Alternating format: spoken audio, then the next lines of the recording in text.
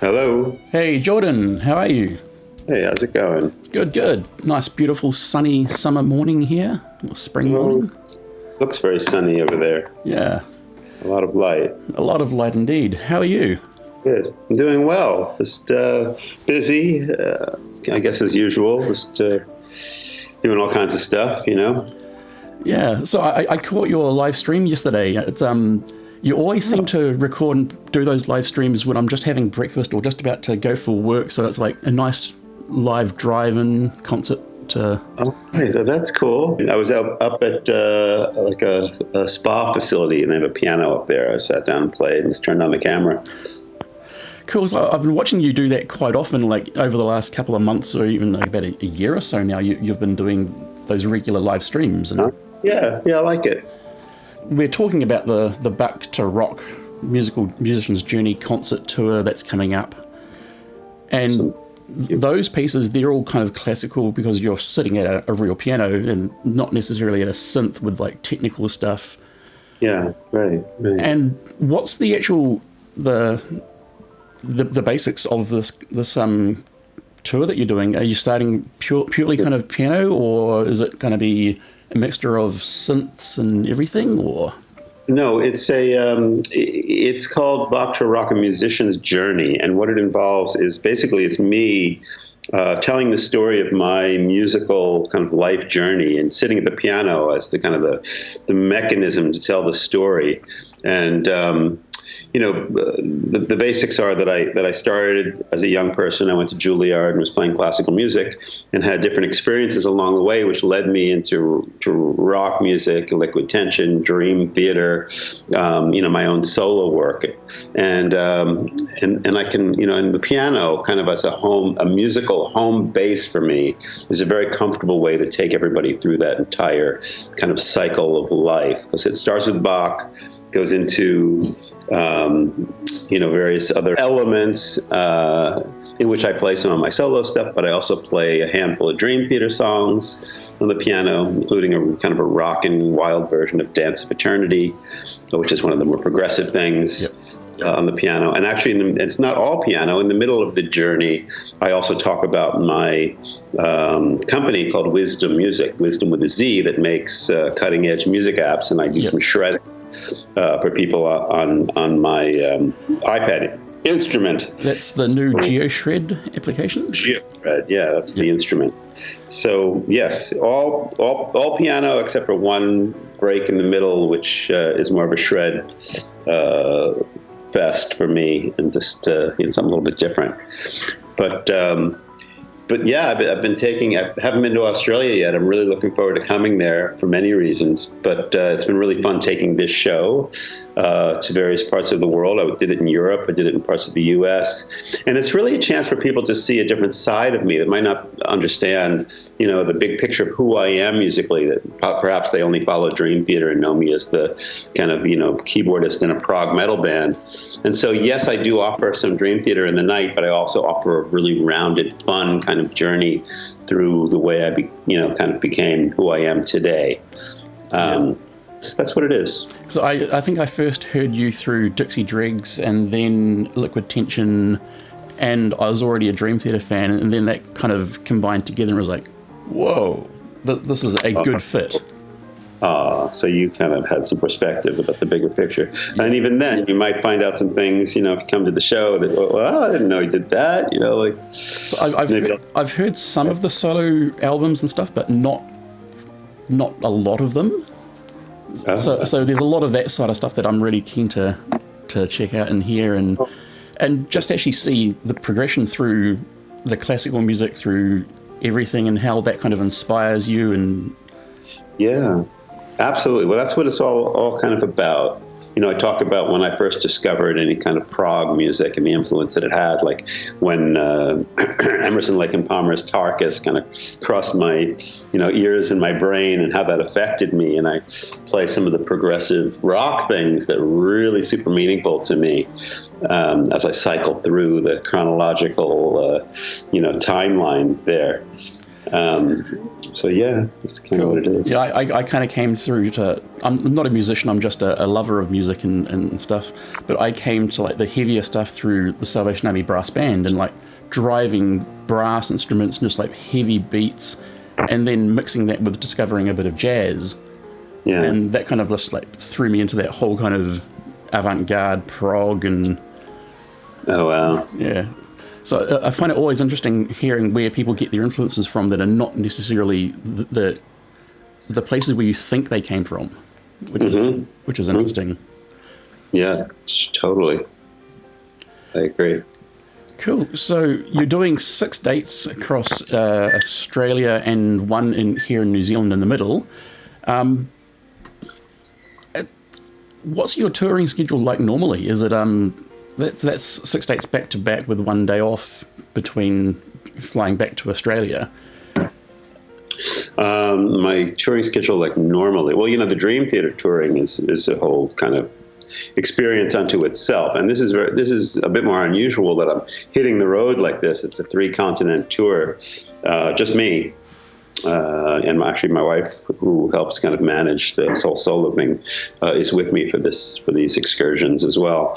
But so it's a bit different. And also, what's cool about the Australia trip is that when Dream Theater comes, we don't cover as much ground in Australia. So this is a chance for me to go say hi to fans that normally might not even be close to where Dream Theater is playing, that could be fans. So I'm really looking forward to that. So I hope that the word really gets out to, I don't know what city you're in, but we're trying to kind of reach these maybe smaller cities that, hey, like Jordan from Dream Theater is coming to town, come check it out.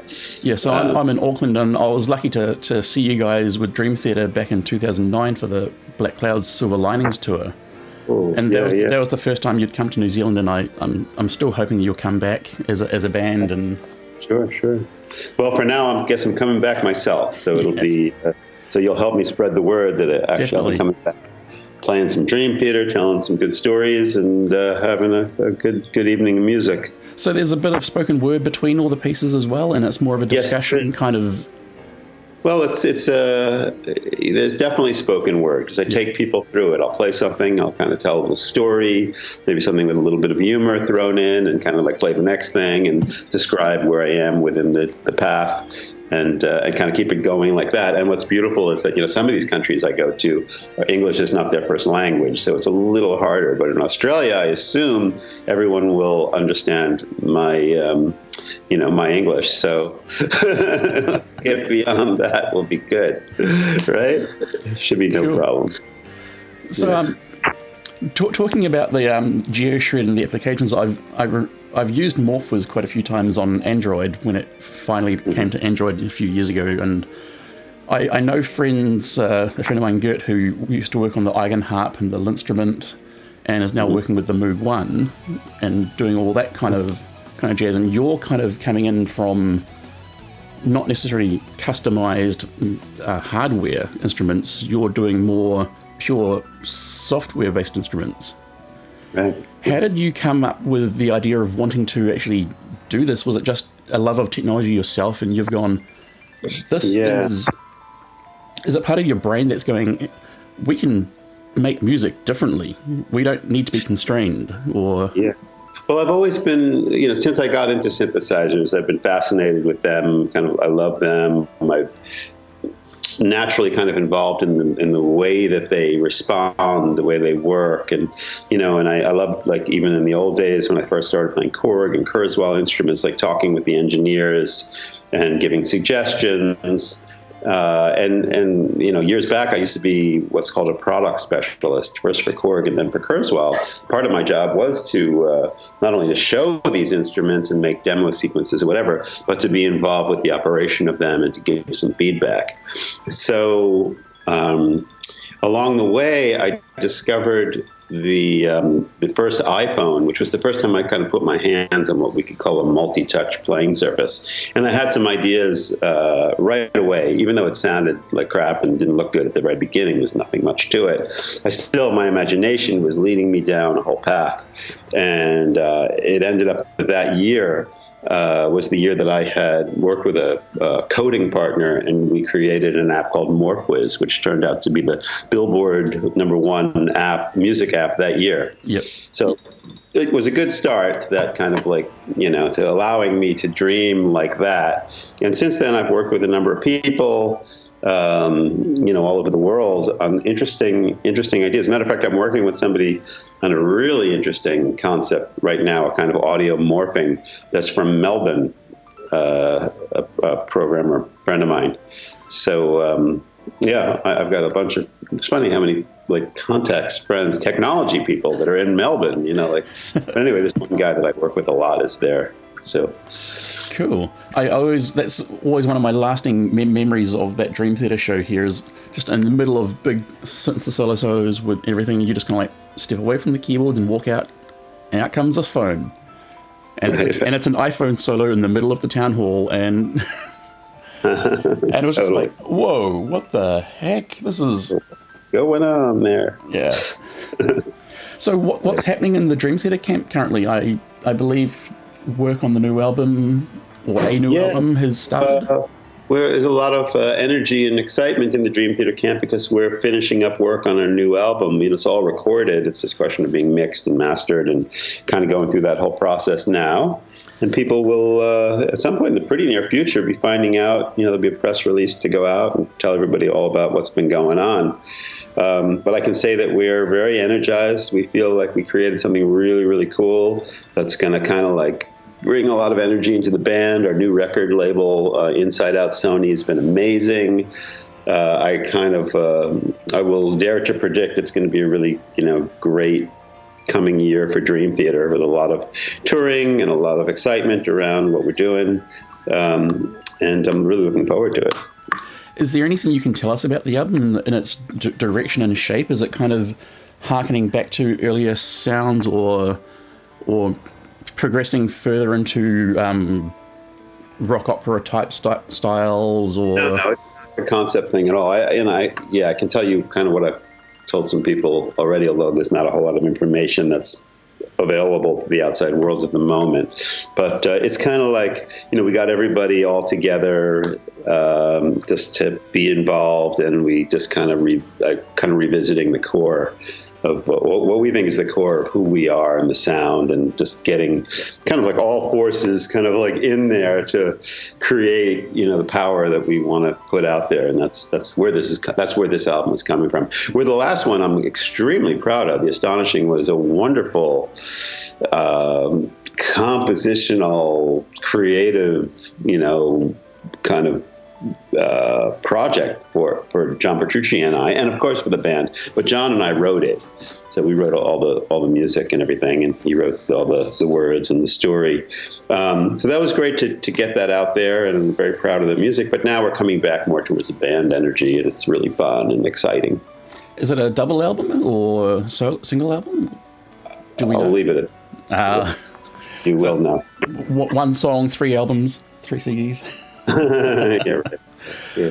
Cool. Well, I definitely look forward to seeing you at the Tuning Fork in Auckland on the 25th, which is a Sunday show. So, cool. Is it a nice venue? It's a nice small venue. It's I'd say it's an intimate style kind of club. It's not too big, not too small. It's all right. It'd be nice. Cool. Awesome. Well, thanks so much for helping to get the word out around there. So that'll be very helpful, definitely. I'm sure. Cool. Well, thanks for talking, and I'll see you in November. That sounds like a really good plan to me. I look forward to seeing you then, Mark. Cool. Thanks so much. Hey, see you. Take care. Bye-bye. Bye.